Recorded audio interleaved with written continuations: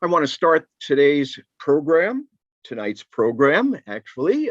We have guests in London and in Serbia.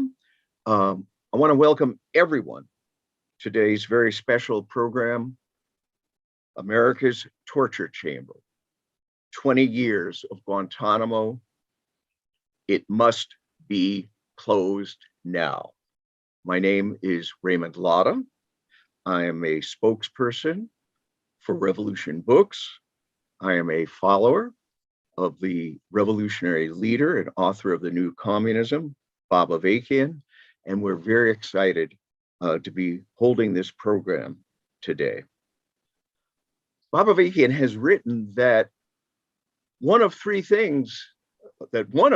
things that has to happen in order for there to be real and lasting change for the better is that people in this country have to fully confront and come to grips with the actual history of this country, America, and what its role in the world is up to today and the terrible consequences of this. And Guantanamo, the Guantanamo torture chamber and colony, is a concentrated expression of the crimes of the US empire. And it is a continuing crime. Now, many people have been numb to this horror. They have either bought into or tacitly accepted the idea that somehow people's safety is bound up with this torture colony in Guantanamo. And they've turned away from the reality of what it represents, the idea that there are bad people there. This is a lie, that if we pull the lens back, we can address one crucial aspect of what is actually framing the situation. The truth is that on a global scale, there is what Bob Avakian has called a clash between two outmodeds. The outmoded ruling strata of the capitalist imperialist countries and the outmoded strata of the colonized countries, reactionary, reflecting a reactionary outlook, reactionary social relations. And there's a clash on a global scale between these two outmodeds and retrograde forces. Both of them reinforce each other. And if you support one, the so-called enlightened West, or if you support the reactionary Islamic and other fundamentalisms in the name of what they purport to call themselves as anti-imperialist, you strengthen both of these. And there is no future for humanity through these two outmodeds. The US has far and away done the worst damage, is the cause of the greatest suffering in the world today. And we, in the belly of the beast here, have to confront the fact that the US is not a force for good. And this is a force that must be swept off the stage of history. Another way must be brought forward, not to choose between these two outmodeds. Another way must be and has been brought forward by Bob Avakian, and that is to make a truly liberatory revolution in the world today, to put an end to this system of capitalism, imperialism, and to put an end to all systems and relations of exploitation, all oppression, all the chains that enslave people, the chains that bind women, that turn women into sex objects or into breeders of children, forced motherhood. The relations and the systems that turn immigrants into subhumans. We need a revolution to emancipate all of humanity so that humanity can flourish. And here at Revolution Books, you learn about why the world is the way it is, what underlies the state of the world, how that world can be transformed, radically transformed into a world fit for human beings through revolution. And that's why Revolution Books holds programs like this, so that we can learn from the insights of people who are understanding different features of what this system does on a global scale, in this country, and to the environment. So today's program is a very special one. We, as I said, are here to talk about the torture chamber and torture colony at Guantanamo. This is 20 years on, and we have several speakers, two guests who will share in-depth knowledge of the background of Guantanamo and the current situation at Guantanamo. We will have as our honored guest today, Mansoor Adayfi, who, and as an innocent person, was confined, captured, and put into the Guantanamo torture chamber for over 14 years. He will be speaking with us from Serbia, and we will have a special cultural component of today's program. So I'm going to start by introducing our first speaker, and that is Andy Worthington. He's joining us from London. Andy is a British journalist. He is the co-founder of Close Guantanamo Now, and he is internationally known for exposing the horrors of Guantanamo and telling the stories, bringing to light the stories of those who have been detained in Guantanamo and those who have been scattered to other parts of the world where they live as second-class and surveilled citizens. So I'm now going to hand the program over to Andy Worthington in London. And thank you so much for joining us, Andy. And we're very excited to kick it off with you, a long-standing friend of Revolution Books who has done these programs over the years. Sadly, we have to be holding another program, yet another program, to bring attention to indict this great crime of the US empire. So Andy, the stage is yours. Thank you for that introduction, Raymond. Can everybody hear okay? So here we are having an online meeting. As you alluded to there, Raymond, I've spoken about Guantanamo at the bookshop for many years, but of course the outbreak of COVID 2 years ago has meant that I haven't been able to visit the US in person either last January or this January, as I used to come over and campaign for the closure of Guantanamo on and around the 20th anniversary, the anniversary of its opening, which is this year is the 20th anniversary. What COVID has given us, instead of the ability to meet in person, is that we have learned how to connect across borders much more efficiently, and hence we have Mansoor with us tonight. And Mansoor has been so busy over so many months. I mean, he was busy anyway, but particularly since his book came out in summer, he's everywhere. He's talking to everybody. But it's truly a powerful thing, and particularly it's a powerful thing for American people who take an interest in Guantanamo, because one of the things that the successive governments tried to do with former Guantanamo prisoners was to silence them totally. No Guantanamo prisoner is allowed to set foot on US soil. But unfortunately for them, Zoom enables people like Mansoor to beam into people's homes and talk to them directly. So, I think that's quite an extraordinary thing. So thank you, obviously, to Revolution Books for continuing this sad but necessary tradition of having an event to talk about Guantanamo on and around the anniversary of its opening. Sorry, I'll just have a sip of tea here. English tea, so you know that I'm in London. 20 years of Guantanamo, obviously no joke, no laughing matter, absolutely shameful that we should be having to mark this occasion at all.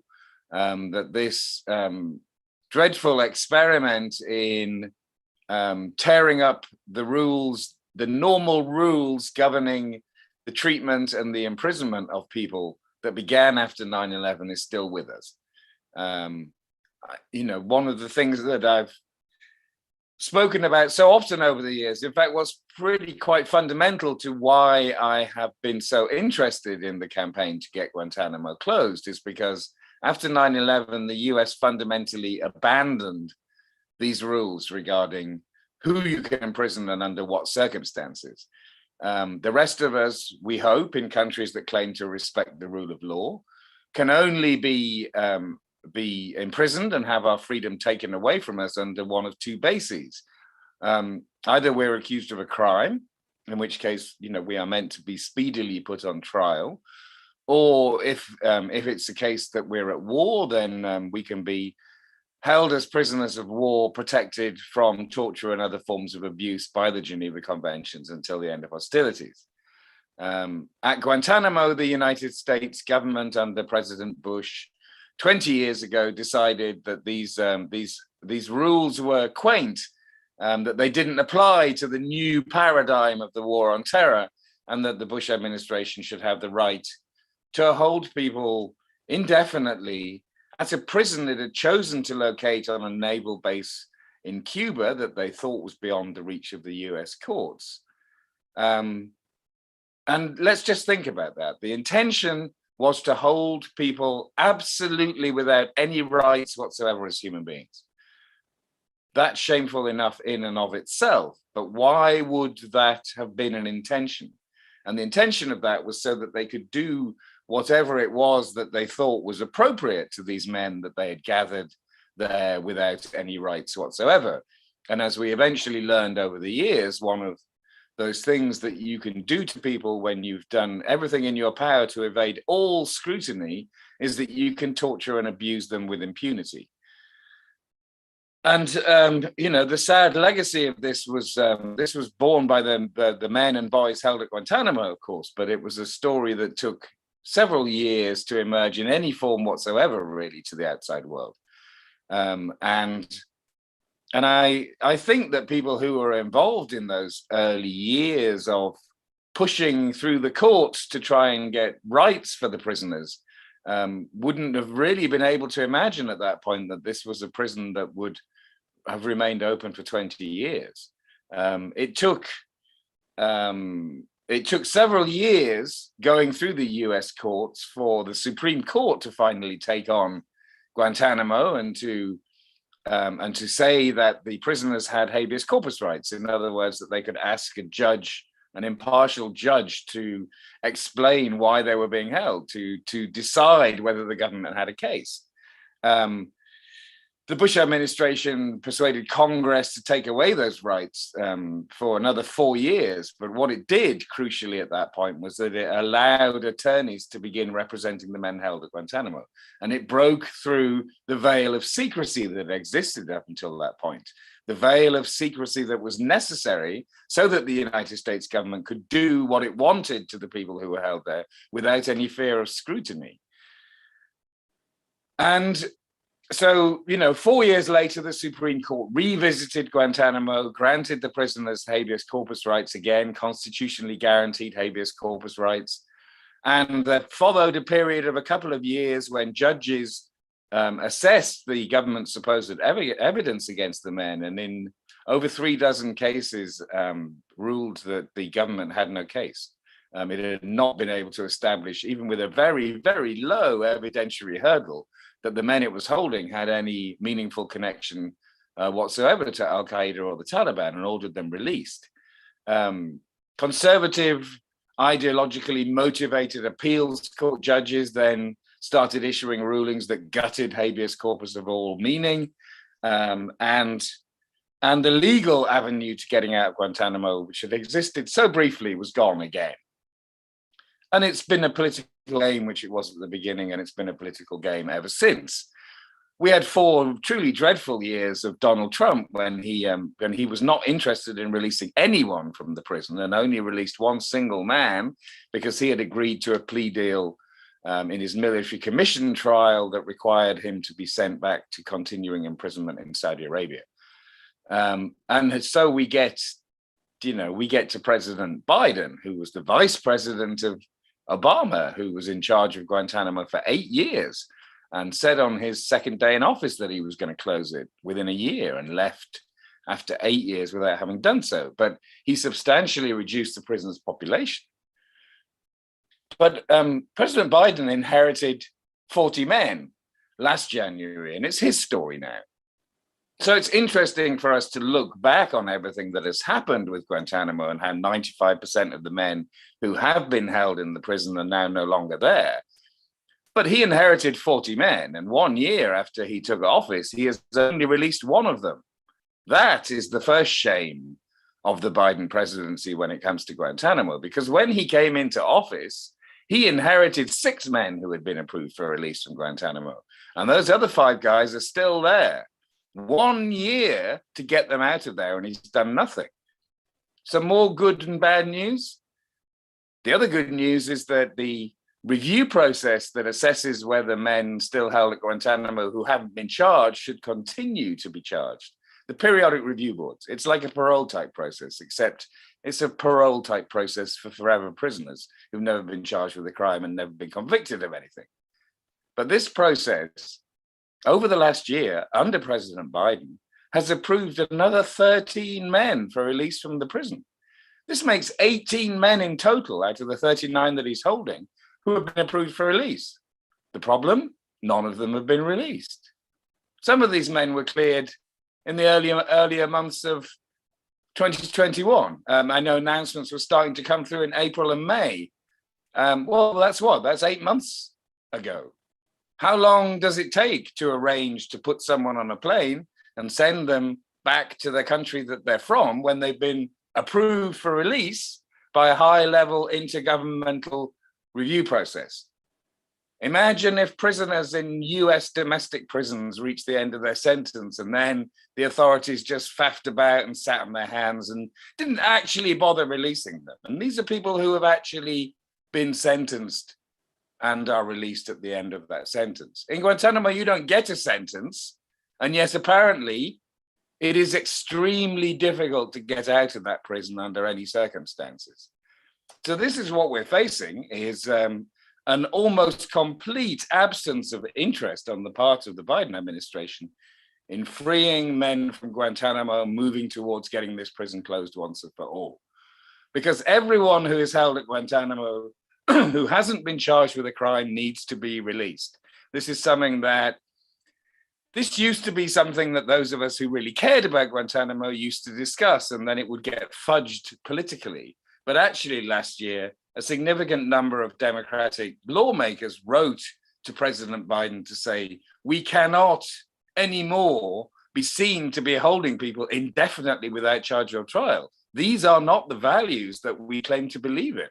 So 27 men in Guantanamo in total then should be released, because the only men that are being held there who have been charged are 12 of the 39. So this is the situation we're in. How we exert pressure on President Biden is another question, and maybe we will be able to discuss that during the course of this program. But we shouldn't doubt that that this is an administration that claims to understand what is wrong with Guantanamo. This isn't Donald Trump and his administration. They claim to understand, but we saw this before. They had 8 years under Obama of talking about what they don't like about Guantanamo and understanding how wrong it is, but not actually taking action, not following through with the political will to do what is required. And that's what's needed now. So thanks very much for listening. And I'd like to hand over now to Shelby, who has insights into the world of Guantanamo itself, what it's like inside Guantanamo. Well, thank you, Andy, for that presentation, and we'll have an opportunity to explore more the actual details of the situation of some of these detainees at Guantanamo. And I want to introduce Shelby Sullivan-Bennis, who's our next speaker. Shelby is a lawyer for several Guantanamo prisoners, and also has been involved in cases of victims, has addressed the situation of the victims of US drone strikes outside of war zones.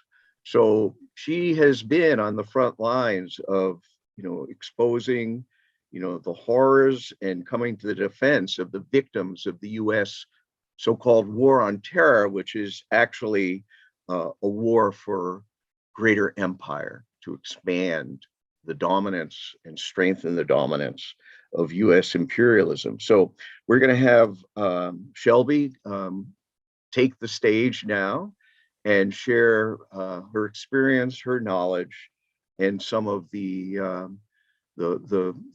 ghastly reality of what is happening at Guantanamo. So Shelby, I hand it over to you. Thank you. Hello, everyone. It's really great to be here. Like Andy, I've participated in this particular conversation about Guantanamo for the last few years, and I am both discouraged, but more importantly excited. Discouraged by the fact that it's not in person, excited for the fact that Mansoor is here to have a conversation with us, because, for so many reasons, the only reason, frankly, that Andy and I have any business speaking about it is because for so many years, Mansoor and so many others were unable to speak for themselves. So what we were bringing was kind of their stories, obviously, to the forefront. Andy gave a really thorough background of the history of Guantanamo being secretive, and for several years, the identities of detainees weren't made public. They were legally classified. So many of the families didn't know that their loved ones had even been kidnapped and rendered across the world. The nature of the history of Guantanamo is almost by definition secret. So to be able to have conversations that are informed is the primary purpose. And normally when I sit here and decide what to say to any audience seeking to understand more about what Guantanamo is and has been, I seek to replicate to the best of my ability the experience and survival of my clients. And I think as a lawyer, I've seen the legal end of things, but what I find so compelling are the lived experiences and the factual reality of what goes on. And I'm very pleased to say that Mansoor is here to speak for himself today. And therefore, my addition to this conversation can kind of flip back to your everyday lawyer's somewhat boring legal analysis, which is devastating, to be honest. Andy, as I said, gave a great encapsulation of what things have been, and a few words struck a chord with me, particularly because of where we are today with the Biden administration. Impunity. When I think of Guantanamo, and when I thought of it when I was first walking into the universe of Guantanamo as a law student in 2013, I, as many were under Obama, were of the opinion that this was something that was coming to an end. I had a base understanding of the legalities, and as the years went on, just the degree to which the government is impugn has basically written the laws in such a way that protects itself as the governing body is absolutely incredible. And what's really alarming to me is the degree to which they continue to do so, even under presidencies of quote unquote on-side leaders. So obviously Guantanamo was created in order to be outside of the law. A legal quote outer space is the way that one senior official referred to it in the Bush administration.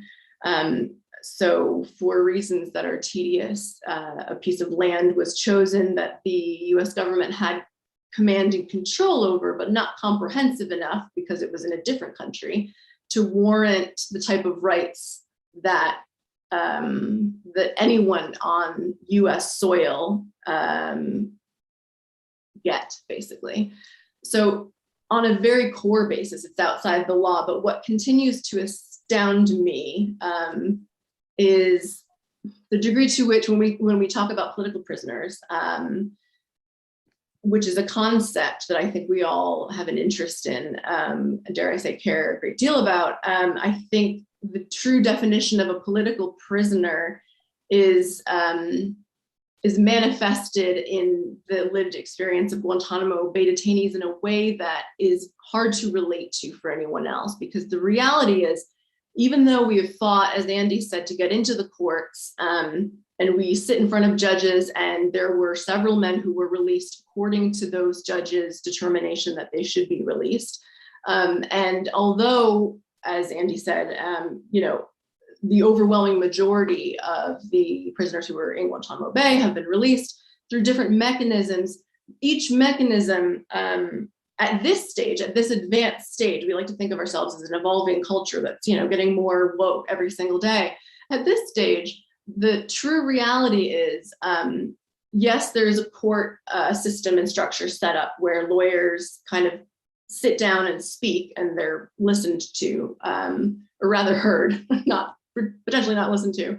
And yes, there is an administrative process that Andy referred to as being like a parole type hearing, where essentially the job of this agency function, which is conducted by military representatives, is to assess the future dangerousness, allegedly, of each person going through it.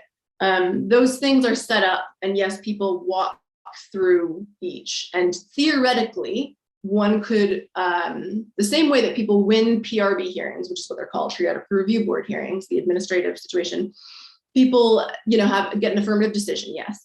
And although it hasn't happened in several years because of the conservative circuit court that Andy referred to, in the habeas court kind of arm of this, although it hasn't happened in several years, people can theoretically win their habeas case. One did actually very recently, and it was the first one in close to a decade. The absolutely incredible frustration is that legally, there is no mechanism for the court or the periodic review board to force release of those detainees who have won their freedom. That is actually still a political function, not just in reality. This isn't a commentary from me personally or me with whatever I'm representing. That is a factual legal reality, that even when the mechanism set up to release these men based on different factors, including the fact that they never should have been there in the first place. Even if the court rules that they should be freed, the court does not have the power to release them. And that is the unique political prisoner element that I'm trying to refer to here, because, in America, we obviously have three branches of government for a reason. They're supposed to balance each other. No one is supposed to have the power to do too much, frankly. One legislates, one adjudicates. And what you really have here is where in a situation with any other prison in the United States, if a court rules in your favor, that court has the power to force the government to react. And if the government did not, there's a legal remedy for that. Where here, we're working in such a cobbled together system because America didn't want the people that it dragged to Guantanamo to have access to the system it already had set up. That they don't have access to any meaningful rights. And I say that as a lawyer very carefully, because there are technically rights to which they have access, but they have no meaning whatsoever if none of them can guarantee their freedom no matter what. So what we were looking at under Trump is a reality where there was no mechanism for release unless it was the whim of President Trump. You know, perhaps we could get someone in there to befriend him and ask him a personal, you know, things that obviously did not happen and cannot happen. But frankly, the actual reality of anything changing for any of those men in those 4 years was hinging on the whim of a president that the world agrees was unhinged himself. So the idea that everyone's fate was hinging on that was an enormous blow to the already kind of heavy burden suffered by those surviving their everyday experience in Guantanamo. There wasn't hope. There were legal meetings, yes, but there wasn't true hope in their release. We were looking forward. And I say all that, and there are of course caveats. The detainees' like artwork and writing and spirit survived that 4-year experience in a way that I find absolutely magnificent. But I say all that to explain the state that we were all in when Biden came into power. You know, everyone was relieved, frankly. And of course, you can see sort of a wave of a similar situation when Obama came into power. And what is extremely frustrating is when, you know, someone who campaigns like Obama did as well on the notion of closing Guantanamo, and the law has progressed in such a way where certain privileges and rights have been hard fought and won for detainees in Guantanamo, but they've also progressed in such a way that winning them and being able to say that you've won is cold comfort when you're still sitting in a jail cell. And that's where multiple of my clients remain today. Yeah, so I'm going to leave it on that somewhat depressing note.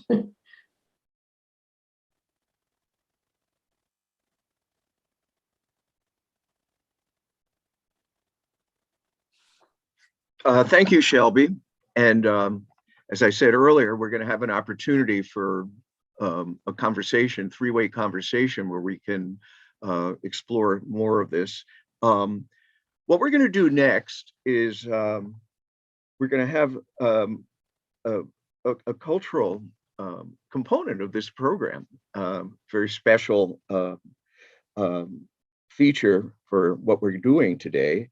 And this is, you know, a piece, a musical piece that has been composed by Louis McDougall, and I'm gonna let you hear from Luis himself talk about, you know, what motivated him to write this piece, and then we're gonna actually see a video of the performance. And, you know, at Revolution Books, we like to say that this is a place where the search for the truth meets the poetic spirit. There's no revolution without the imagination, and culture plays such a vital part in raising people's sights and enabling people to confront reality in all kinds of new ways, and to be aware of what we are actually facing as human beings on this planet, and the possibilities for something different. And the play of the imagination is so vital to what we're all about. And Luis is going to come with us right now. He's joining us here in New York. Luis is a composer, a teacher, a student, and a guitarist. So Luis, I hand it over to you.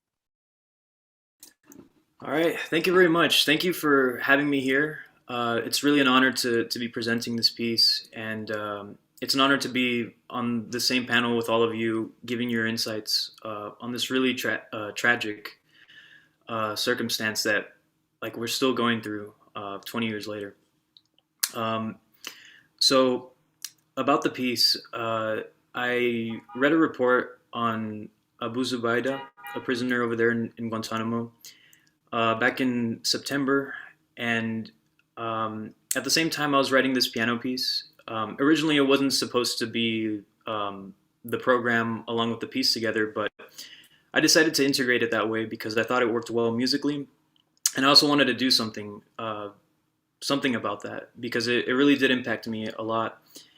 Um, it's kind of like another sign, on top of many others, of how terrible this country has acted to other people of the world and to its own people to some degree. So, so this piece, when you listen to it, I ask that you can close your eyes or you can keep them open, but I I want you to not necessarily think of the torture, but the suffering that this man and along with many others, including one in this panel, have endured for much too long, and to have their rights deprived. Um, yeah, it's really an awful thing, but that's the kind of setting that this piece is made under. I want to say that it's been proven that Abu Zubaydah has was not guilty of the crimes that he was suspected of being. He was suspected of being a part of Al Qaeda, and the CIA acknowledged back in 2006 that he wasn't a part of it, and yet he's still here. He's still there in Guantanamo. So I think it's worth it to say that first of all, it's a tragedy because he's innocent and he hasn't been tried. He hasn't been even charged for a crime. But it's also a tragedy, even if he weren't innocent. The amount of torture and pain that he endured is never justifiable for anyone. So yeah, I just wanted to put that out there. And again, thank you for having me on here. It's really an honor, and I sincerely hope that going forward, this will be resolved and justice, or at the very least, accountability will be met. Luis, can you tell us the name of the performer? Oh yes, yeah. I'm sorry. He's a good friend of mine. His name is Nacho Ojeda. He goes to school with me at Manhattan School of Music, and he's an incredible pianist. Really good friend, amazing musician. And he and I, we talked about the situation, like the program of the piece and the musicality of it, all throughout the process. So I feel like the piece is also his in a way, and he interpreted it in a really beautiful way, and I'm really honored to be working with him. All right, Clark, let's show the video.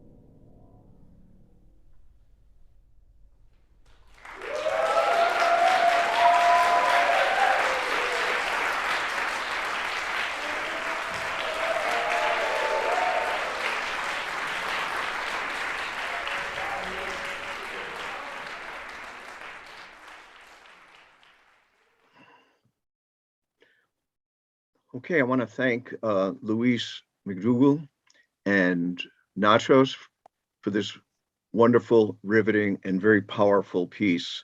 And I'm now going to introduce our special speaker today, Mansoor Adayfi. And Mansoor is an innocent man who was detained at Guantanamo for over 14 years. And he has written a memoir entitled Don't Forget Us Here, Lost and Found at Guantanamo. I'm going to ask that a slide be put up to show the title of that, the cover of the book. Can we see that slide? Is it up there? Here it is. You can get the book at revolutionbooksnyc.org. We're offering a 10% discount. This is an incredible memoir.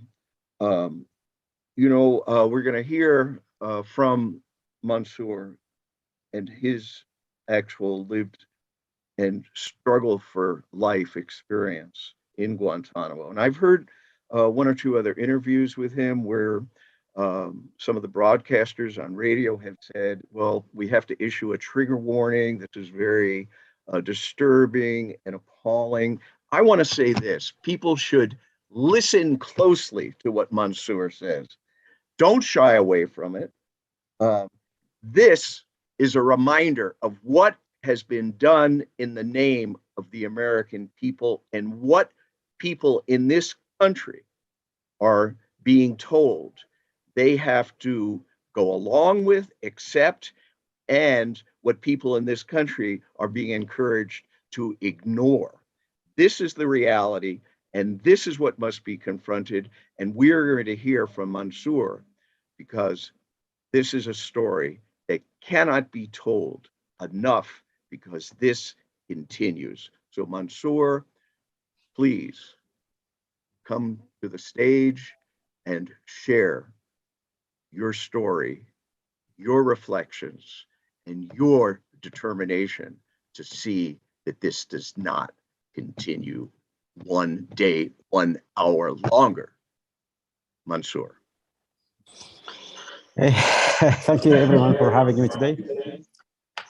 First of all, I would like to thank my friend and lawyer, Shelby. Actually, they have special place in our hearts as former Guantanamo detainees. And also thank Andy, the Revolution book, and everyone. First, about the book is not my book, it's our book. I mean, the book came to life. It was a teamwork from prisoners, guards, lawyers, editors, and so on. And special thanks to all Guantanamo lawyers, because those are the people who looked us at a place where we needed to be treated as humans. At Guantanamo, we looked at Americans through Guantanamo at the beginning. I mean, after what we had been through of torture, abuses, and a way of everything, we thought this is the Americans, this is America. But when we started meeting with the lawyers and talking to them and the way they treated us as human beings, not as animals or terrorists or criminals. So they shaped our idea and thoughts about America, and what is America about, and so on. And I can say those lawyers are the heroes who actually defend America from enemy within America itself. Because what George W. and his administration has done, they misused and abused 9/11, then also abused American justice system. The first day they created or established Guantanamo. And as Shelby said, Guantanamo was established outside the law. At Guantanamo, it is a black hole built or established within a military base. American Constitution doesn't apply, Geneva Convention doesn't apply, rice if if they have rice doesn't apply. So, and it turned to be a human lab, especially when General Jeffrey Miller arrived by the end of 2002. What he did, he started constructing or experimenting on prisoners, especially on the interrogation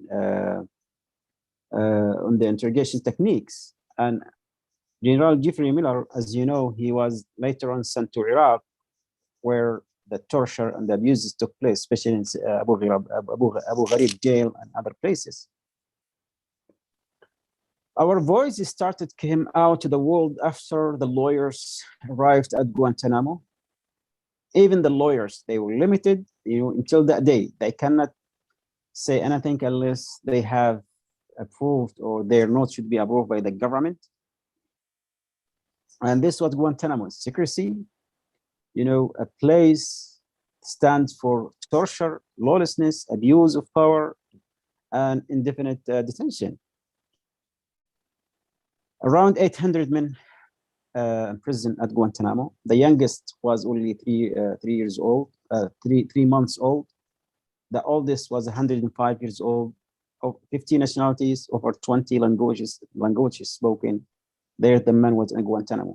All kind of people, different background. You have teachers, doctors, nurses, scholars, lawyers, all kind of people in prison at Guantanamo. Those men weren't in the battlefield or holding guns or adopting what they call terrorism ideology. In fact, we were fighting for justice. And when we fight for the closure of Guantanamo, we are fighting for the justice, for American justice system that being abused and misused. We asked them to have access to American justice, the same justice they claim that we are intended to destroy or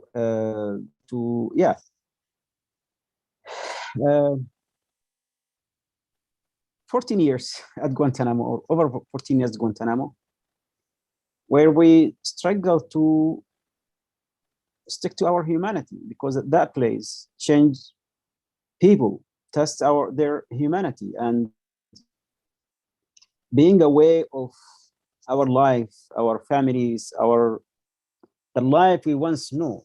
Guantanamo started constructing a new life, and new memories, and new relationship, and new emotions, and new experience, and new knowledge, and everything was related to Guantanamo.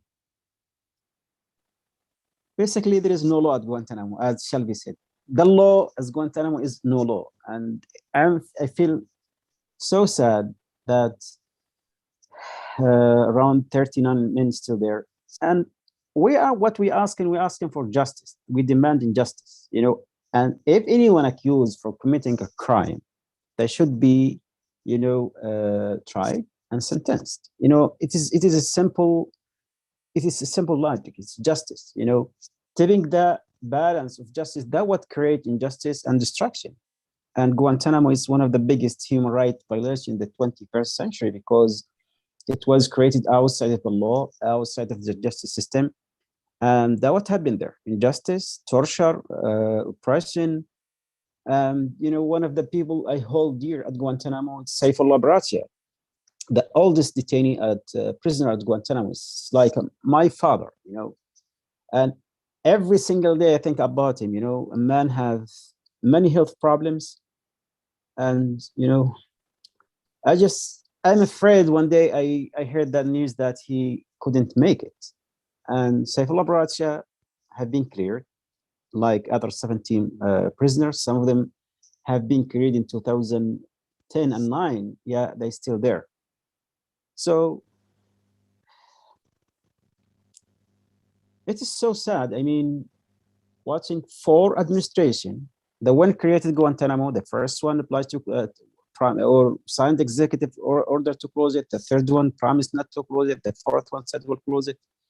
And yet hasn't been closed. And Guantanamo turned to be a political game between the Republicans and the Democrats. This is the fact. It's not about justice, it's not about human rights, it's not about people there. It became like a battlefield between those rivals, unfortunately. the only voices that fight for the closure of Guantanamo, we can see lawyers, activists, like also journalists. There is shameful silence from the international community and the countries. They should have at least pressure or call for the closure of Guantanamo. And what we see now, it is like a dead silence from those. There is sometimes shy statement for the closure of Guantanamo.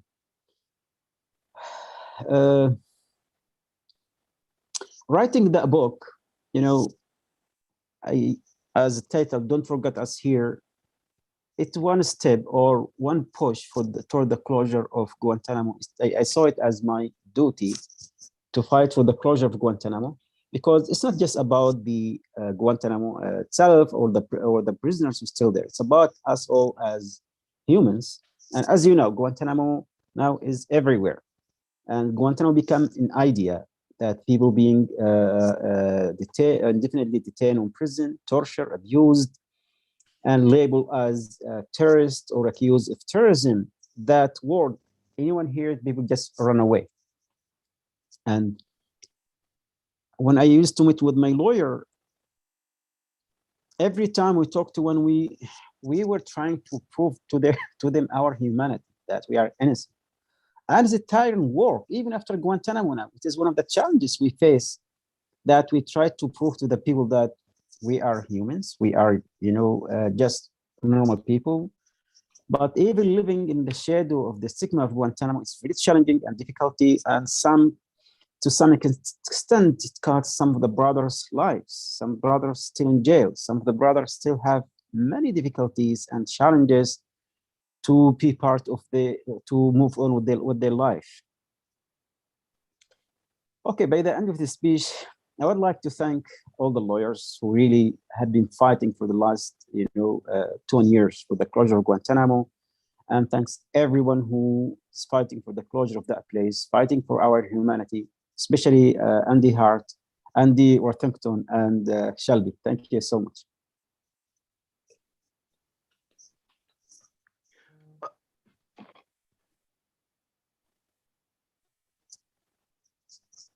Mansoor, if you could just, before we open up to conversation among the panelists, could you just say a little more about the actual situation when you were originally picked up, sent to different sites, and sent to Guantanamo? Whatever you can say, people, I think, would benefit from hearing that story of how you were actually captured, detained, and confined.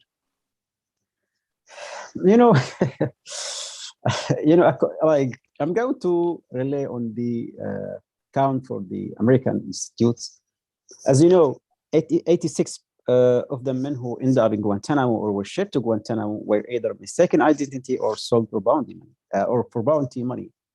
That, according to Seton Hall University report and ACLU, after 9/11, Americans in Guantanamo, in Afghanistan, American airplanes were throwing a pamphlet offering a large bounty of money. I end up sold to the CIA as Al-Qaeda general, 9/11 insider, one of the closest person to Osama bin Laden. I was taken to one of the, at that time, black site. One of the very early days, I was interrogated for almost like over 2 months by the CIA. And, I was given a new name and a new identity, and I admitted to all of that.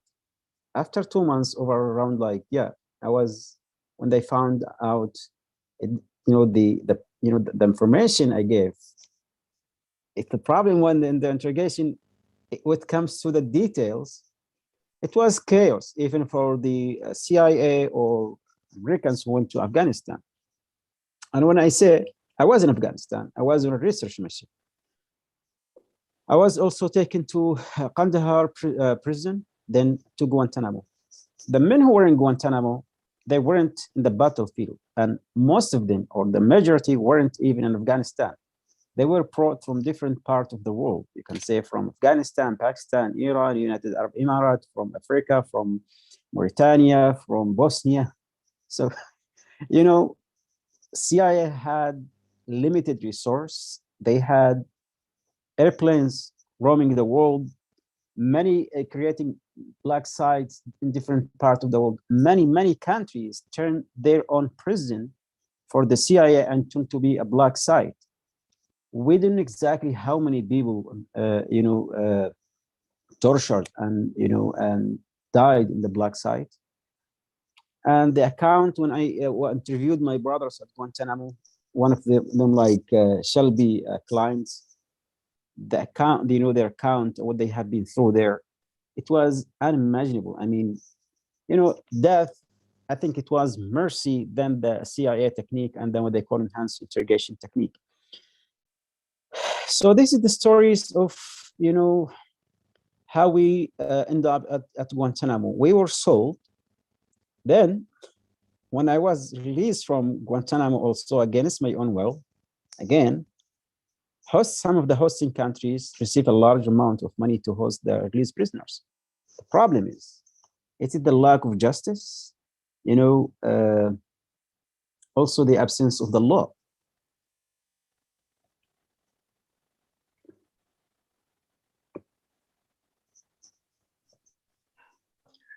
Thank you, Mansoor. And I'm going to call for all of the panelists to come together now, and we can have some conversation, some exchange. We've also gotten some comments from viewers. And first, I want to read something that a lawyer sent in. I just placed my order for the book. That's for Mansoor's book. I just placed my order for the book. So Guantanamo defense attorney, it is essential that people learn what is being done in our name at the CIA, Department of Defense. So buy this book, Love, Todd Pierce. Okay, so Clark, if you could put the image of the book cover on the screen again.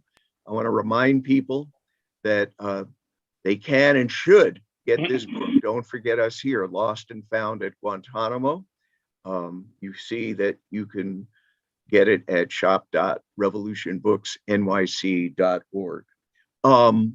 Okay, so we'll bring everyone, into this conversation now. I want to read just a few of the comments coming in, and then people might want to comment on that. And there's a certain theme here that's also, or one theme that's running through this. First, one of the viewers who's working with the Project for the Study of American Militarism, or is citing a work from them, has said, one has to understand the origins of the CIA, which in large measure originated with contributions from Nazi intelligence officers and doctors who had done human experimentation. And the writer of this comment, gives some references, work by Stephen Kinzer and Ann Jacobson, and makes the observation that 911, the CIA officers were given free rein to everything that their one-time Nazi collaborators had helped become official policy. So, this is speaking to the enormity of the practices, these practices which are just a violation of international law and of human dignity, and are just unspeakable from the standpoint of what they represent, and the fear factor and the direct crucial factor that's built into that. So that's someone who's drawing, some historical lessons from, what the Nazis did and what the U.S. is doing in Guantanamo in the name of, quote unquote, waging the war on terror. A number of questions about why isn't Guantanamo closed?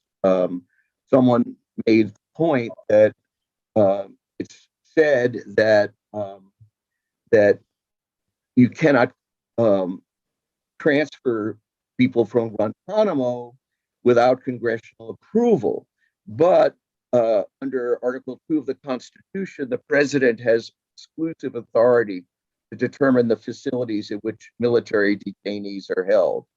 So there's a question of, why isn't there the move to transfer these detainees, even as, Andy was talking about the fact that several have been cleared for release. So I think these two, if someone wants to comment on the Nazi practices being adopted and inscribed into semi-official legal doctrine, they can do that. And then a writer in London has pointed out that they are stepping up efforts to reestablish closed Guantanamo all-party parliamentary group, and they're hoping that this will be established as soon as possible and get more commitments from members of parliament in Great Britain. So a number of comments and questions along those lines. So maybe a little more on the question of why, Andy and Shelby, why more on why there is no motion to transfer detainees, both what the legal what the legal strictures are, and then more on, and I think Mansoor was speaking to this, and I think was very important, more on the actual political dimensions of this. I have some thoughts on that, but I want to hear from the political dimensions in terms of the feud between the Democrats and the Republicans. So maybe our speakers want to take up some of these questions.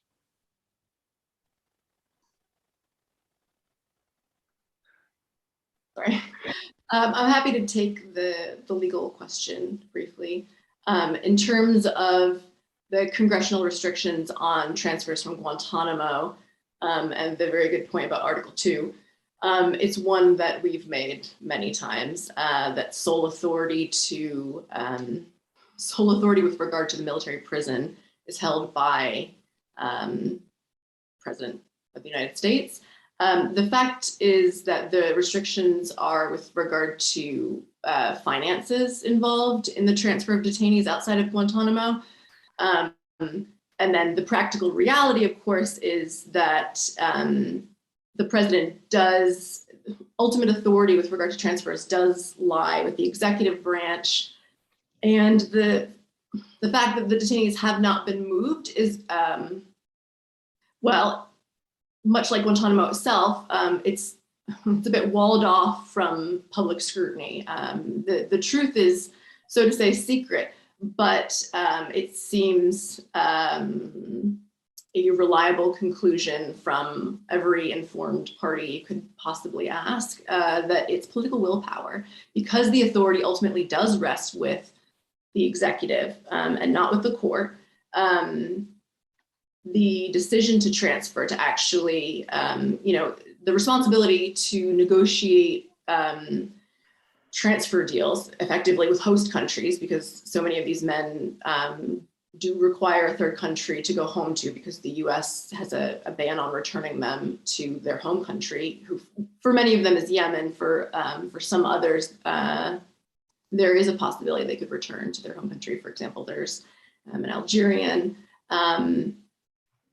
So deals need to be negotiated, and in past administrations, that role has been done at the behest of the president, again, by his Secretary of State, primarily, with the Office of the Secretary of State. Negotiations were made, and basically contracts were drawn up by the Department of Defense, and then the details of those, which primarily consisted of to what degree the detainee, once he was transferred to XYZ country, would he be monitored? Would he receive health care? Things that basically went to answer concerns that Congress would have with regard to the safety of releasing the particular individual. And it's in those negotiations that things, if there isn't enough political willpower to make things happen, get mired. So to my understanding, the State Department is in conversation with multiple countries on the cases of multiple men who are cleared in an effort to transfer them to third countries or indeed to their country of origin. The fact that those conversations haven't manifested in any more than a single transfer, the State Department will point to those other governments and say, oh, they're holding it up. They're not agreeing to whatever term. And of course, we don't know what term that is and they won't tell us and there's no way for us to find out. Or they'll say, such and such a government is, maybe they don't have the political willpower to sign on to this agreement. So it kind of hinges on these diplomatic agreements.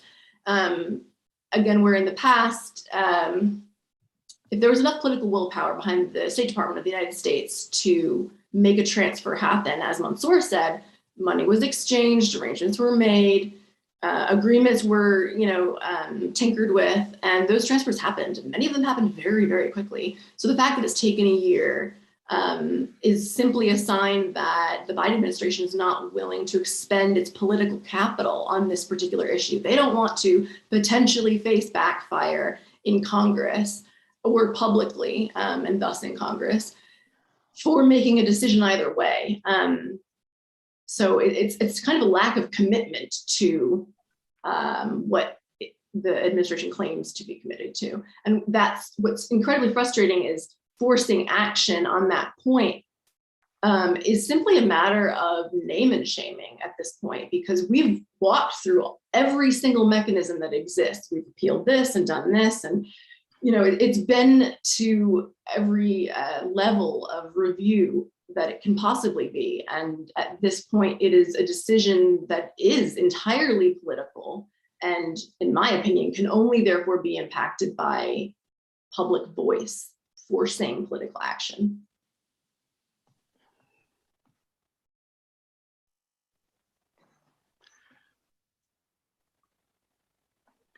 Yeah, I just wanted to quickly comment that I think there are two dimensions to this. One is that the Democrats, the so-called enlightened members, of the political system, they have also presided over Guantanamo. We've had 2 Republican administrations and 2 Democratic administrations preside over this torture chamber.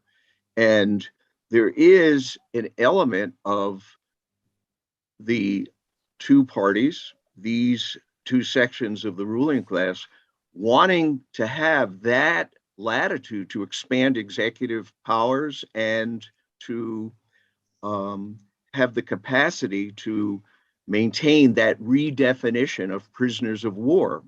There was the redefinition of a prisoner of war to illegal combatants, and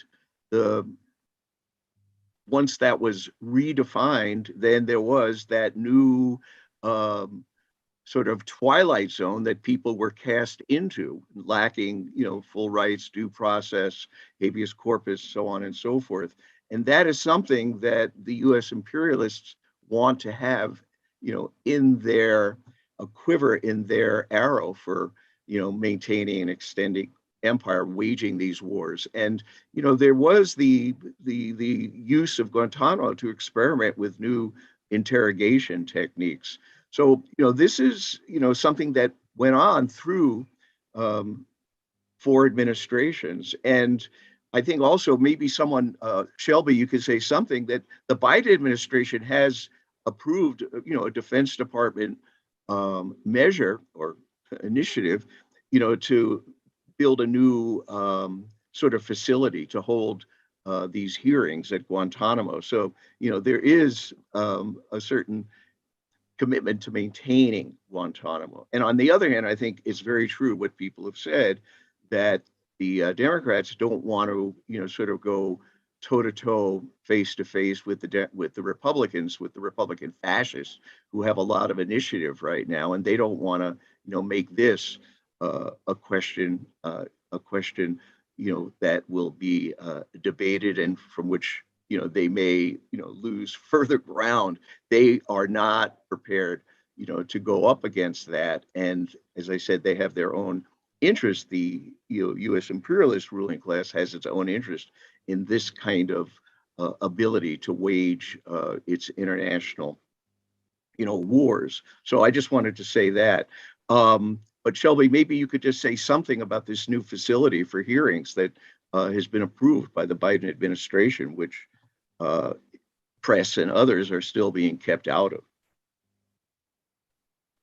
Yeah, so certainly in terms of ongoing decisions that are being made by the Biden administration in furtherance of the existence of Guantanamo, I think certainly there are decisions, there are provisions in defense spending bills that have been approved by all four administrations with regard to opening new facilities or even simply repairing old ones.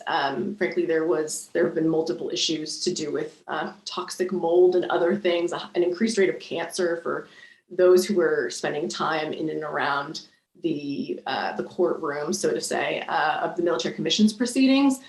So the need to sort of build new infrastructure, I think, certainly speaks to the administration's kind of admission that this is not all going to be wrapped up very soon. And in the meantime, we can't have the ceilings coming down on people. And I think, frankly, I think that it's fairly easy to hide behind that because it's actually quite valid. I've been in multiple buildings where there are rats coming through the panels in the actual, these are like office buildings. So it's interesting because the state of things there, because it's so difficult to get to and because it's so inaccessible because it's attached to Cuba. I mean, it is Cuba. It is Cuba. And in order to get materials there, it's difficult. So there are all these logistical problems that kind of make the ongoing maintenance of the base there very difficult. But what's interesting to me, and perhaps more compelling than a particular facility, is that what has never entered the conversation, even for Obama and Biden on the campaign trail when they're saying we're going to close Guantanamo, what's never entered the conversation, as I think you pointed out earlier, Raymond, what never enters the conversation, sorry, is the concept of combatant status and what has gone on ever legally changing. The government so thoroughly does not want to lose its ability to do this again, that they're not even talking about changing the law with regard to what allowed them to do this. A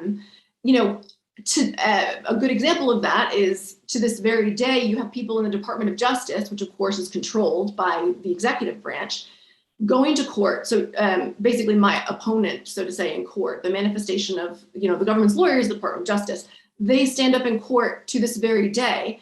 And their argument for continuing to oppose certain cases is that they do not want to set a precedent that would not allow them to do this in the future. That ends up being the case. So, in the particular case of a man who has severe mental issues, he sees things that aren't there. He speaks to people. He's schizophrenic. He's diagnosed. The government has at every single turn opposed vociferously his release. Why? Because they like to maintain the ability to do this in the future, not because in this one particular case they actually believe that this individual who at this point is in excess of 50 years old and sees things, not that he specifically is a threat, but rather that they might relinquish some power to continue to do this. So even in the rhetoric that you hear in its highest, most glorified, as in, favorable to what we see as justice form, it still doesn't even talk about the actual legal structures that allow this to keep going. And that's what I find incredibly disturbing. And what kind of goes in tandem with that is that the government has also, candidates of all parties, of both our two parties, right?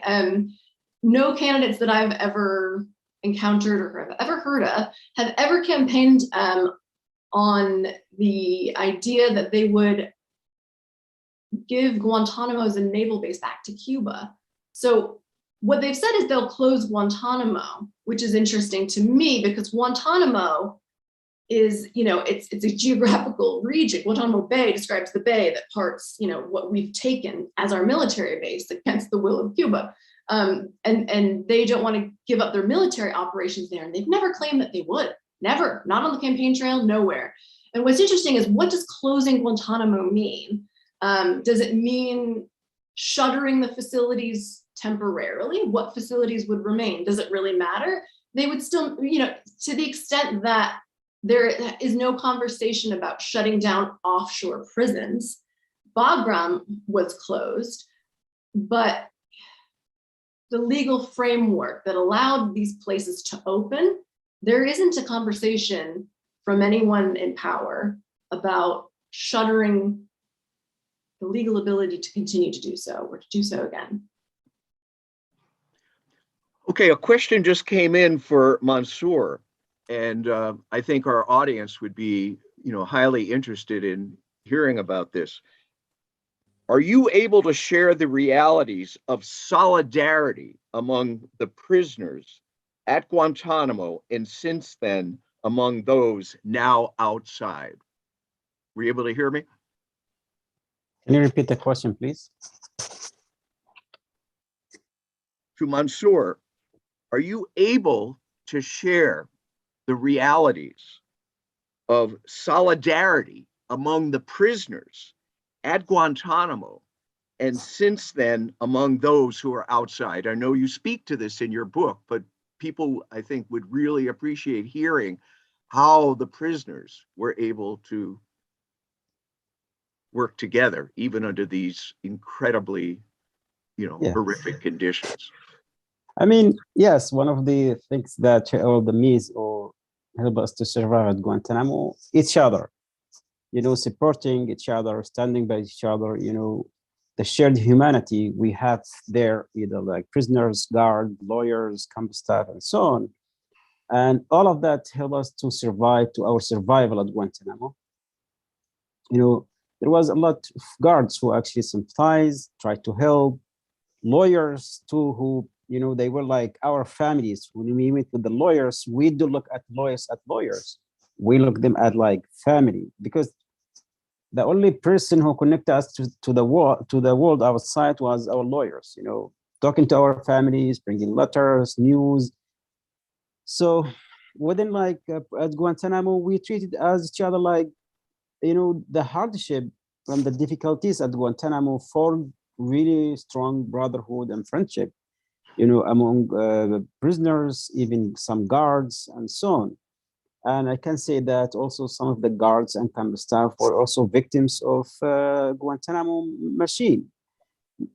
Many guards were punished or demoted. And I think if you look at the case of James Yee, an army officer who was, imprisoned and detained, interrogated because he tried to stop the torture. He was, he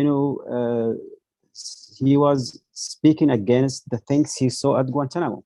That man, as an army officer, an American citizen, his citizenship and his job didn't exempt him from the injustice of Guantanamo.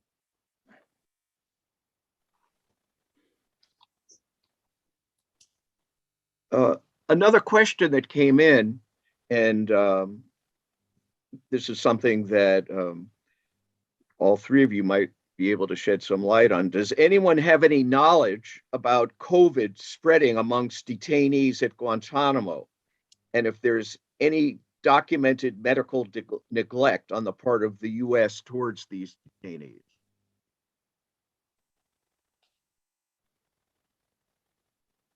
Yeah, so I can just speak to that briefly. That was a major concern of ours when COVID broke, so to say, or our recognition and knowledge of it broke back in 2020. So I can say that the government responded, perhaps unsurprisingly, in this particular case, with its traditional overwhelming show of, I was going to say force is what comes naturally at the end of that sentence, but I do actually mean a form of force in so much as the most extreme protective measures were in place to the max. And frankly, my read on that, for what it's worth, is culpability. Because should they allow COVID to enter and spread amongst the prisoners, who obviously, you know, most of whom live communally, many of whom are in very poor health because of the historic poor medical conditions and the lack of trust that detainees have for medical personnel who, you know, years prior had come in under the auspices of being different medical personnel and then would share their medical profile with the interrogators. So, you know, you have this fundamental issue with medical care in Guantanamo. And you have a lot of vulnerable individuals, including, as Mansoor mentioned, the 74-year-old Saifullah Paracha, who, you know, has been cleared and should be home already.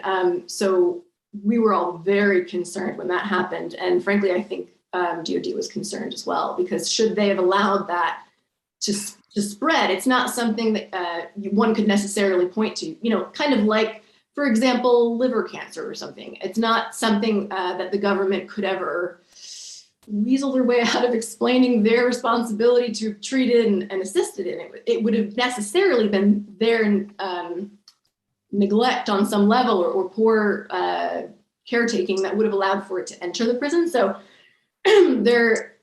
they instituted many provisions, some of which were burdensome and frankly, I think discouraged access to counsel, which is a problem just because of the enormous hurdles for lawyers to get there. They would then go into quarantine for fully 2 weeks, no matter how you tested, even if you tested negative repeatedly. So it increased, it made basically their protective measures created some problems, but the truth is they were extreme. Most of the detainees, to my knowledge, are vaccinated. My clients all have gotten their booster.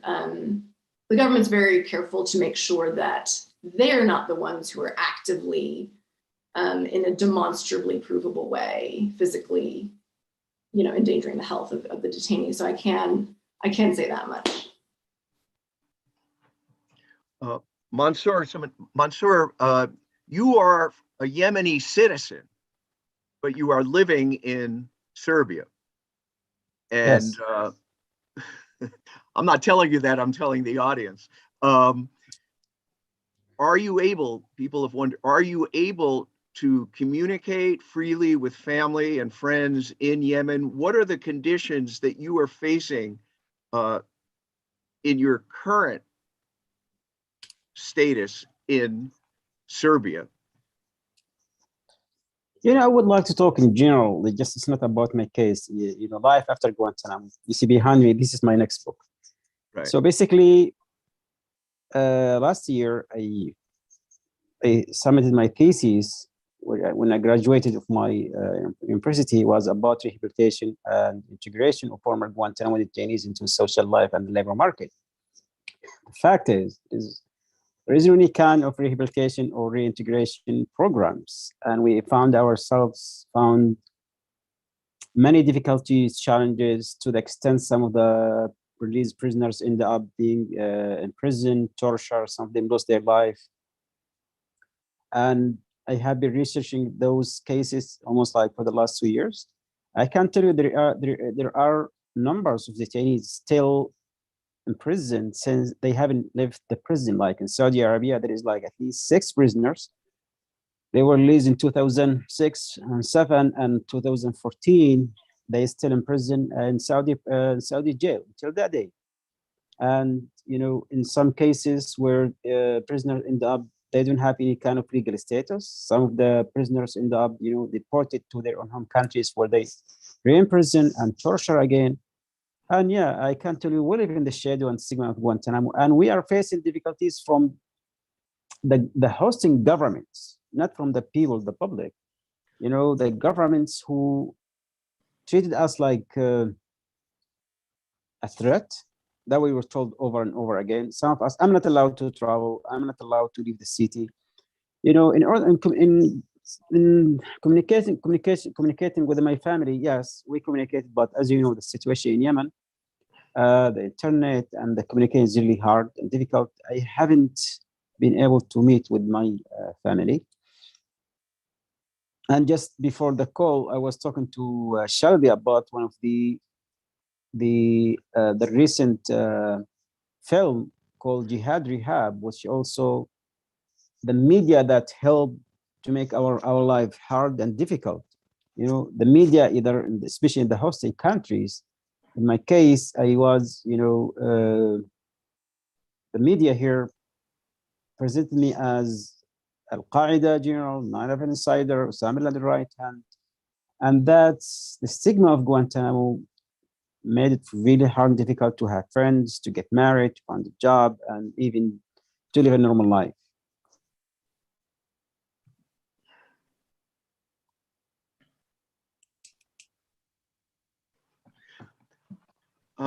Andy, is there more that you might want to add to the situation that detainees who have been released are facing in the countries to which they've been assigned? Yes, absolutely. And you know, I hope also to talk more to Mansoor about how we might address this, and I've also been discussing it a bit with Shelby. You know, closing Guantanamo is one thing, but dealing with the injustice of what's happened to the men who've been released from the prison is hugely important, because my way of perceiving it is that uniquely on Earth, really, men held at Guantanamo as enemy combatants continue not to have rights when they are released from the prison. There's nothing that they can rely on to defend them from any kind of arbitrary harassment, or the prevention of them traveling, the refusal of countries to return their passports or to provide them with a passport. All of this, there's nothing that they can call on to say, this shouldn't happen to me. I should have the rights not to be subjected to any of these things, because they remain these enemy combatants who were uniquely declared to be without rights when they were first seized and taken to Guantanamo. And after leaving Guantanamo, they continue not to have these rights. And the other thing that I was thinking of is that the situation that faces people, and Mansoor's case is a very good one, is that even when he was resettled in Serbia, what they gave him, what the United States government gave to the Serbian government to look at when they said, will you take this prisoner, or, you know, maybe they were presented with a number of options, is the same discredited files fundamentally from Guantanamo that we ended up seeing when WikiLeaks finally released them, of, you know, a huge pile of dubious allegations that were made about prisoners, generally by their fellow prisoners under circumstances of torture and abuse. And I remember this years ago when Mansoor was still in Guantanamo. I was approached by, I think it was a Swiss journalist, when Switzerland was taking in some Guantanamo prisoners, or it may have been Slovakia. But I was approached by a journalist who went, you know, we've heard about the stories of these men. Why are we taking them in? Are they not really dangerous? And I had to explain to this journalist that what was in the files that the US government was circulating as it sought to find new homes for people was thoroughly unreliable, that it was not trustworthy at all. And yet that, you know, that's the perception that people can have, is that these are somehow trustworthy documents. And, you know, I think that it's shameful that Mansoor, that all of these former prisoners, the ones who were resettled in other countries, have not even had an ability to present a case as to why what the US government has presented to these host governments is so fundamentally unreliable. You know, there's no formal way of doing it. You have to start delving into the story in depth, like we're doing tonight. But that's not going to happen at government level, is it? But so, yeah, I mean, I think it's terrible. I think the United States has a huge responsibility, you know, because we know that people have died, and we know that people have disappeared, and we know that people were made promises and were then treated appallingly, as happened with the men who were sent from Guantanamo to the United Arab Emirates, where instead of being rehabilitated, they carried on being imprisoned. And in recent months, the Yemenis, who were the majority of the men sent to the United Arab Emirates, have been forcibly repatriated to Yemen, where, you know, where a number of them have disappeared. And the responsibility for this still lies with the United States government. They claim to have washed their hands of responsibility, but the responsibility does still lie with them. They sent them to the UAE in the first place. They did nothing when the UAE abused them, and they did nothing when the UAE sent them back to Yemen. So I think it's fundamentally hugely important that we find a way to address the fact that Mansoor here and everyone released from Guantanamo continues. He doesn't look like it. He looks like he looks like a fine man with his beautiful scarf. What you can't tell from looking at Mansoor is that he still bears the stigma of being an enemy combatant. That does not give him the fundamental rights that the rest of us can rely on and appreciate. Yes, thank you. Thank you, Andy, for speaking to that.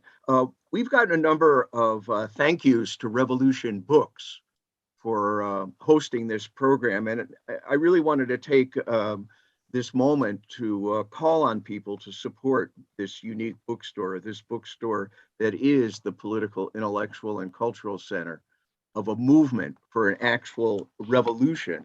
I want to just read a brief passage from Bob Avakian, which really, captures something very, very essential and timely, relevant to what we're talking about. He says, if you can conceive of a world without America, without everything America stands for and everything it does in the world, then you've already taken great strides and begun to get at least a glimpse of a whole new world. If you can envision a world without imperialism, exploitation, oppression, and the whole philosophy that rationalizes it, a world without division into classes or even different nations, and all the narrow-minded, selfish, outmoded ideas that uphold this, if you can envision all this, then you have the basis for proletarian internationalism. And once you have raised your sights to all of this, how could you not feel compelled to take an active part in the world historic struggle to realize it? Why would you want to lower your sights to anything else? And that is what inspires this bookstore. This is a bookstore where the whole world comes first.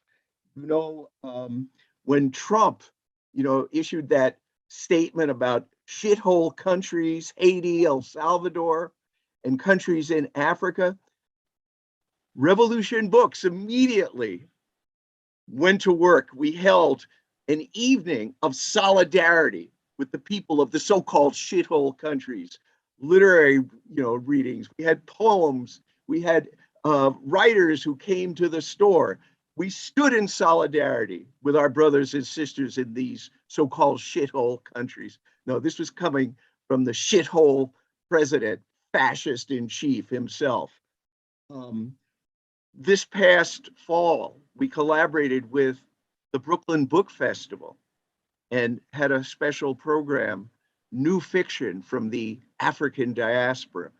We like to say that we open the world to the people here at Revolution Books. Again, the whole world comes first, learning from the experiences, the aspirations, the yearnings, right? And the impatience with the world as it is from all quarters of this planet. This is our responsibility. We are a bookstore about the world for a radically different world.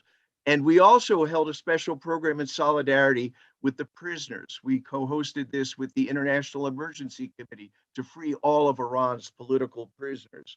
Again, these are our brothers and sisters throughout the world. Our shared humanity is such a vital, vital, motivating factor of this bookstore. And you discover the way the world could be through the works and leadership of Bob Avakian, who has brought forward a strategy to make revolution and a vision of a whole different kind of society in which human beings could truly flourish, in which we could go to work in uprooting all the exploitation, put an end to these supply chains of sweatshops, put an end to a system that only treats the planet as a source of profit, a source of plunder. This bookstore is needed more than ever now because this is a rare time when revolution becomes more possible. Many of the things we were talking about tonight, the fact that the Republicans and the Democrats are at each other's throats, they can't even get together in the same room, right? These fascist Republicans staged their coup, and that's but a dress rehearsal for what they see as what is necessary, and that is to impose their horrific vision, of a theocratic, fascistic society. And this is a time when society is being torn apart and split apart. The powers that be, are fighting each other, and there's an opening here to make revolution, to make an advance, to accelerate the conditions so that we can overthrow this hated, accursed system that has brought all this suffering, the Guantanamos, the endless wars. And this bookstore is rising to the new challenge because, as Bob Avakian says in his talk that I urge everyone to get a copy of, something terrible or something truly emancipating, profound crisis, deepening divisions, a looming possibility of civil war, and the revolution that is urgently needed, a necessary foundation, basic roadmap for this revolution. This is a rare moment. This is a time when the possibility for revolution opens up. And this is what has to be gone to work on. And we at Revolution Books, as I said, are rising to this moment and rising to this challenge. And there's no Revolution Books without you, without the people who are listening, the people that have friends that wanted to be listening. There's no Revolution Books without you, without your involvement, your ideas, your creative energy, your suggestions, your criticisms. This bookstore has to be even more that beacon for a whole new world. And you can donate. You can donate a one-time donation. I want to see, here it is, by credit card. You can become a sustainer by making a monthly donation to the store, become part of the life and the community of the store. But we are nonprofit, all volunteer, and we face our particular challenges, in terms of the COVID crisis. We have to, as I said, rise to this occasion, and we can't do that without you. So donate generously. Tell your friends, put Revolution Books on your Instagrams, let people know about this bookstore, our upcoming programs. Go to the website and make a contribution today, because these are the kinds of programs that matter, and they matter so much now. And this is a place like no other. It is a bookstore about the world for a radically new world. And the beating heart of this bookstore is the work and leadership of Bob Avakian, who is the most important political thinker and leader in the world today. And here you come together to be part of a movement for an actual revolution, to learn about this revolution, to contribute to it, even as you learn more about it and clarify where you stand in relation to it. And you can contribute to this world historic process of making the revolution to put an end to all the horrors of this system.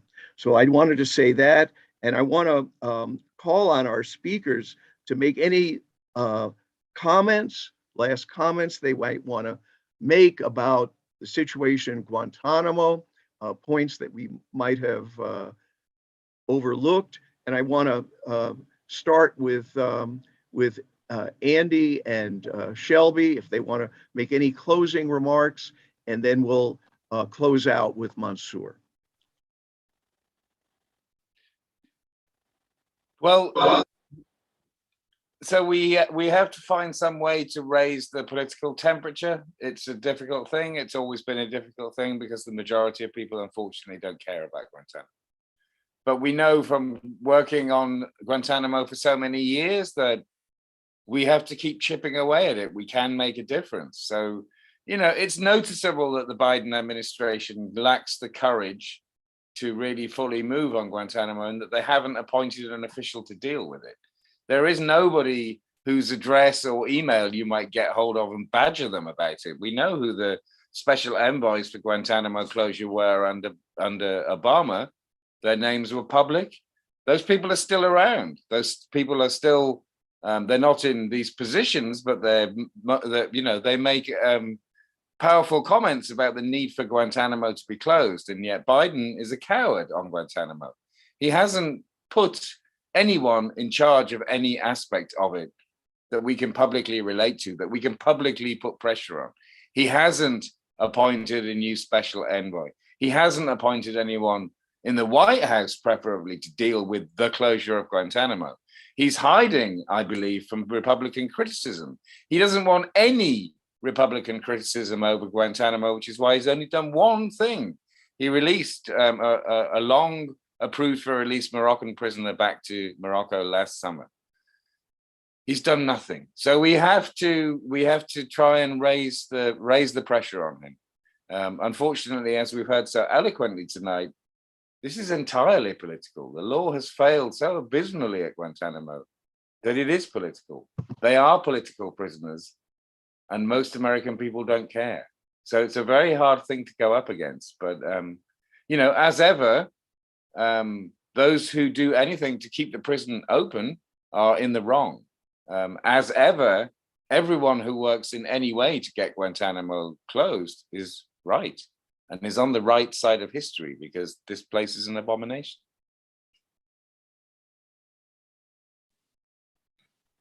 Yeah, I totally agree with you, Andy. It's extremely frustrating, but it's also extremely compelling because of how unfair it is.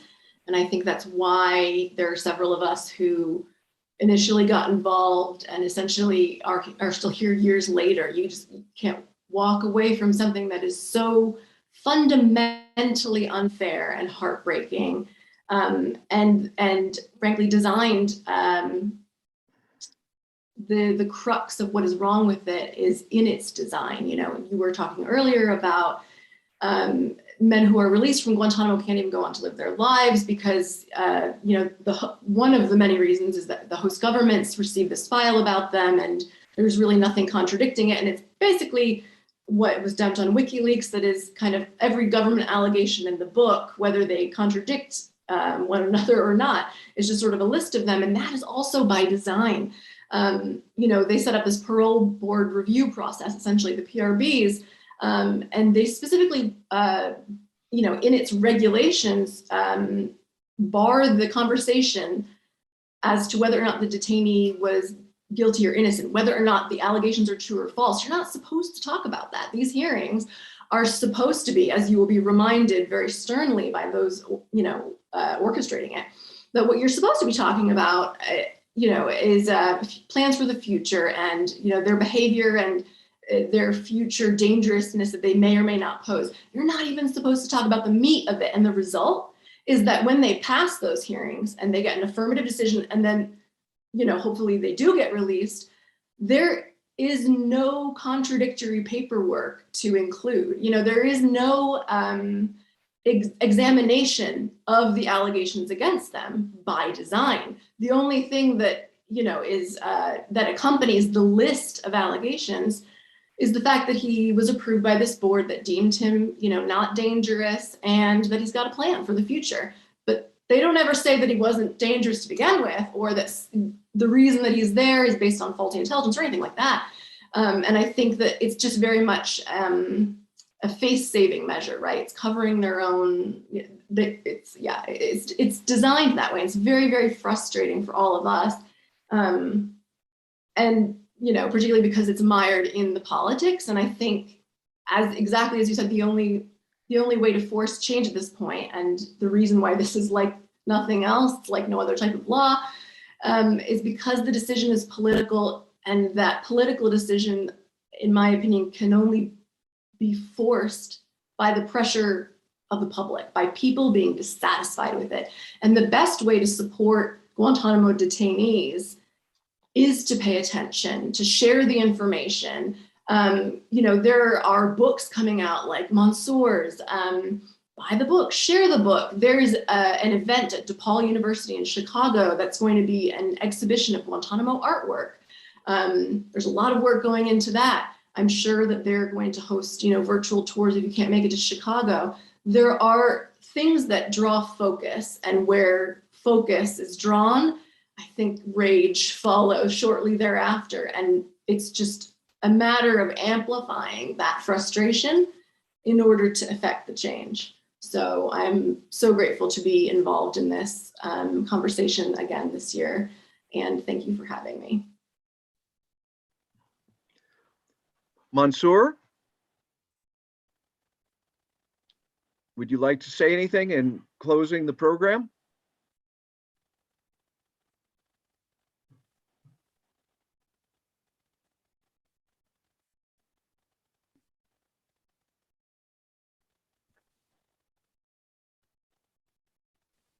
You're still muted, Mansoor.